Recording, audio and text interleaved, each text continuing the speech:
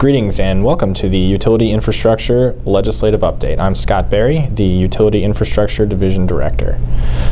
It's an exciting time for water and wastewater infrastructure, with the crisis in Flint, Michigan providing media focus on issues that we rarely see in front page headlines. Congress has seen more activity on water in the last month than all of last year. We've seen the return of perennial AGC favorites like the Water Trust Fund proposals to create a dedicated revenue stream for water, and the tax measure that would remove water and sewer from the private activity bond volume cap, making private investment and public-private partnerships in the water sector more easy. We are also seeing renewed interest in reauthorizing the state revolving loan fund programs for clean water and drinking water in the House, with bills being introduced by Democrats on the Transportation and Infrastructure Committee and the Energy and Commerce Committees, respectively. We are also looking forward to later this year when Congress will take up the Water Resources Development Act.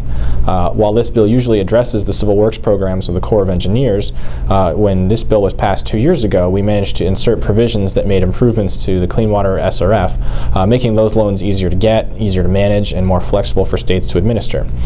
So now with the door open, we are looking to authorize money for additional water infrastructure programs like water reuse, recycling, and storage in drought-plagued areas of the U.S. and new programs for resiliency and security improvements to existing water and wastewater facilities across the country. We continue to work with industry partners, new and old, on increasing appropriations to the SRF programs, working to hold back the disappointing cuts proposed last year in Congress and earlier this year by the administration's final budget proposal. AGC remains committed to short and long-term alternative, creative, and private methods of funding and financing water infrastructure. And if you have any questions on how we go about doing this or anything about what I've talked about so far, please feel free to email me at barrys@agc.org.